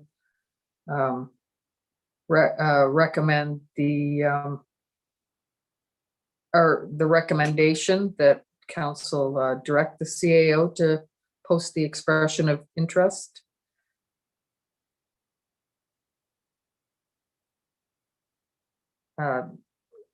That's moved by Betty Ann. I'll second it because there's nobody else. Okay. All in favor? Okay. Yeah, if we had Mike here, it would be a little more interesting. Okay, so I think that we're done with this matter for the time being. So we can bring our mayor back in. That's the shortest session we've had so far on this issue. Welcome back, Mayor. Thank you. And I'll hand you back the gavel. Yes.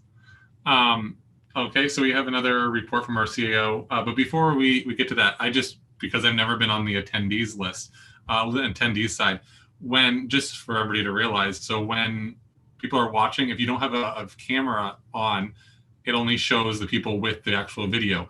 So whenever Councillor Clark speaks, it's at the top that just says Councillor Clark is speaking. So I assume that's the same thing that happens on YouTube as well, because if you have the video showing, you don't actually see it there. But on my end and everybody else's end, when you're here as a panelist, you see all the little squares of anybody that's on the call, and it just says their name on it if their video is not up. So I just wanted to share that's what everyone else sees on the other side. Anyways, we'll move on to the next report. So that's the Community Safety and Policing Act consultation. Thank you, Mr. Mayor, and through you to council. So I had to fast track this report a bit. I was aiming to have it on the June 7th council meeting, but because we have decided to cancel that meeting for a couple of sad reasons, I needed to get this report quickly to you. So I'll just take you back through some history on this one.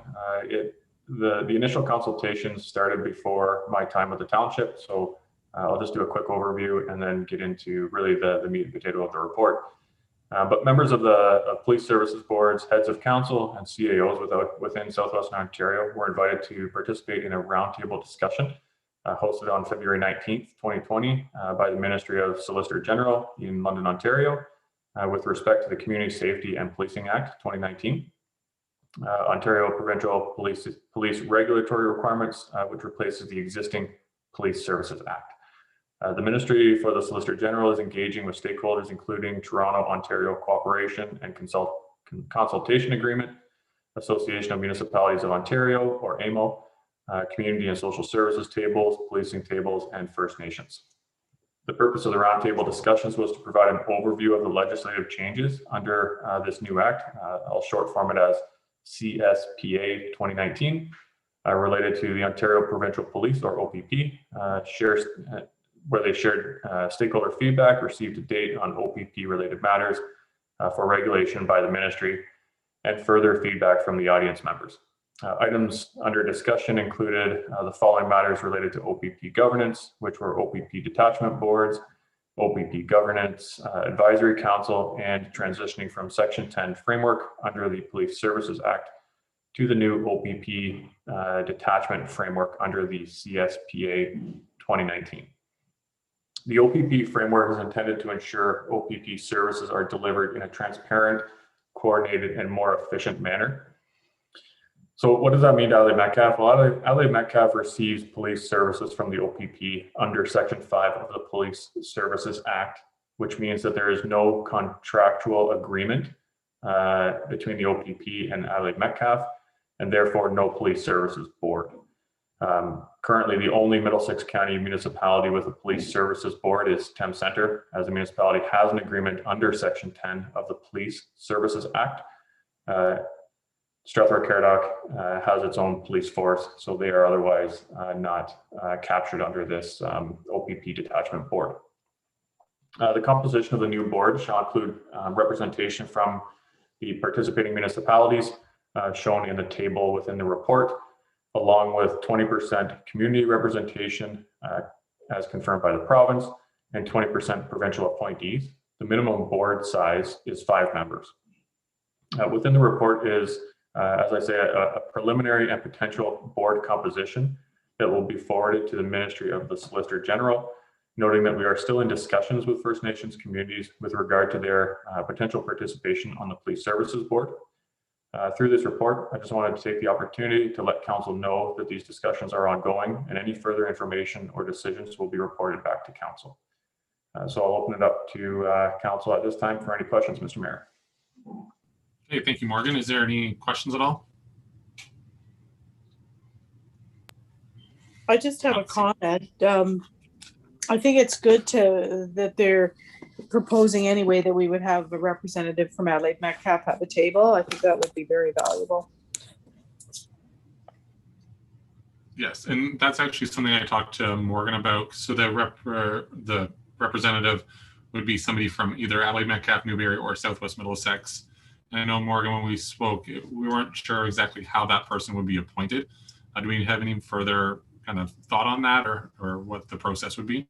Yeah, so the Mr. Mayor, through you to Council, the CAOs are currently in discussions around how we might achieve what this potential board composition might look like. As you know, there's a lot of questions. You know, how do we align participation or member participation with council terms, for example, through our terms of reference, because there are a lot of training costs, including conference costs and other things that we will have to share within this potential composition. We know we don't want to see a board of 20 members, for example, because decision making is very hard to do with that large of a group. So really, what it looks like we're going to do is put together a bit of a task force to try to define what this composition would look like, given things like council terms, costs in mind. So. Excellent. And the one thing I'm really looking forward to with this new board is that in the future, when we have our budget discussions and we get a bill, we can't just say, we get a bill and we have to pay for it. We don't really have any say in it. At least now with a board, we actually have a voice at the table and we know what's coming down the pipe for a bill that's coming towards us, annually for OPP costs. Yeah, I think that gives you more transparency. I think that's good. Yeah. All right, so we have a recommendation here to resolve the council receive the update on the Community Safety and Policing Act consultation report as information as presented by the CAO. Moved by Councillor Clark, seconded by Deputy Mayor Hendricks. All those in favor? Aye. And that's carried. All righty, so moving to the next one, which I think on our list is other business. Do you have anything for other business at all? Oh, Councillor McKinnon. Thanks, Curtis. Through you to Morgan. At our last meeting, it was reported that beaver dams were being paid for by the township and that it was our policy to do that. And I don't recall such a policy, and I wondered if it happened because we were maybe clearing out a dam and not invoicing because in the past it hadn't been, our drainage amounts hadn't been invoiced in a timely manner. So I'm wondering if that's where the confusion is. To my mind, we should be invoicing on the drains to the individual landowners, but maybe there might be a policy, but I don't recall one. Mr. Mayor, through you to Councillor McKinnon. So I did dig into this one after the council meeting, and what I do understand from, I guess, past practice at the township is that there was a limit where administration would decide whether they allocate the costs against those who are assessed on the drain. In some cases, I guess the township would essentially send an invoice for less than what a stamp would cost, for example. So if the invoice is 20 cents and it takes us 1.5 people and 20 minutes to bill that, it costs more than it does to recover. So in some cases, things were being written off. However, I don't have a council direction as to what that write-off limit would be. So what we will be doing is creating a policy, one that the township does not have today, that outlines these potential processes or opportunities to write things off in the effort to save costs ultimately. But that'll be before council in the coming months. Thank you, Morgan. No problem. Okay, is there anything else for other business? Yes. This is addressed through the mayor to the CAO or to Jennifer, because you would be privy to any correspondence that may have come in. I noticed there was an announcement today through SWIFT that they had contracted with a company, something or other, to bring internet to Southwest Middlesex and another municipality. I can't remember if it was Middlesex Center, which one. I'm sorry, it escapes me. Just wondering, have we heard any inklings of any SWIFT activity in Adelaide Metcalf, I guess? Yeah, so good question, Councillor Clark, and through you, Mr. Mayor, to council. Back in March, SWIFT came to County Council and announced that they had 6 of 7 projects approved for the Middlesex County area. One of those projects that was approved and announced at that time was for the village of Kerwood and Napperton Road between Strathroy, Caradoc, and Kerwood Road. So Adelaide Metcalf is certainly going to see some of those SWIFT dollars turn into fiber in the ground for some of our residents. This latest announcement was that 7th project that wasn't initially announced, along with the 6 others. So I think it's ATEL, and they'll be delivering or constructing a mix of fiber-based broadband and wireless internet capacity in Southwest Middlesex and Strathroy Caradoc, and likely a small piece of Middlesex Center. Okay, thanks for clarifying. Yeah, and I just did a quick search on our emails. Morgan sent just a note out, if it was back on March 17th, letting council and staff know about that. And I believe we also did a little Facebook campaign as well to let the public know that about the project in Kerwood and then along Napperton Drive there. So, and I know that I've received, yeah. Yeah, ahead, no, Councillor. I knew that, but what I was getting at is, if up Adelaide Village, or if we think we're gonna see some more movement, but if that was 7 of 7 and that was all that was on their radar, I guess that clarifies that. Thanks. Okay. Is there anything else for other business before we go into the bylaws? Okay, seeing none. So we need a motion to resolve that council give the first and second reading to bylaw number 42 of 2021 McKean Drain 2021 and bylaw number 43 of 2021 Morgan Drain 2021, and that the bylaws be signed by the mayor and clerk. So that's Deputy Mayor Hendricks, seconded by Councillor McKinnon. All those in favor? Aye. And that's carried. And then we have a motion to resolve that all 3 readings be given to bylaw number 36, which is appoint an acting clerk. Bylaw number 37, appoint an acting treasurer. Bylaw number 38, appoint a treasurer. Bylaw number 39, zoning bylaw amendment to remove the H symbol on Kerwood Road. Bylaw number 40 of 2021, the double surface treatment tender agreement. Bylaw number 41 of 2021, delegate the head of MPIPA, acting clerk. bylaw number 44 of 2021, confirmed council proceedings, and that the bylaws be signed by the mayor and clerk and the corporate seal be attached. Okay, Deputy Mayor Hendricks, seconded by I'll second that. Councillor Clark. All those in favor? Aye. And that's carried. And if there's nothing else, somehow we got through this meeting at 9 till 9:30. That's crazy. I thought it was gonna be 10 o'clock. So resolve that council adjourn the meeting at 9:30. Mover and seconder. Okay. Councillor McKinnon, Deputy Mayor Hendricks, all those in favor? Aye. And that's carried. And one last thank you, Jen, for everything you've done for Adelaide Metcalf. And there's your last motion for being a clerk in Adelaide Metcalf. It Thank feels you. weird, but it hasn't really sunk in just yet. I'm sure it will sink in Friday when I leave here at 4 o'clock and realize I'm not coming back on Tuesday. But thank you. I appreciate it. And thanks to council and of course to staff, to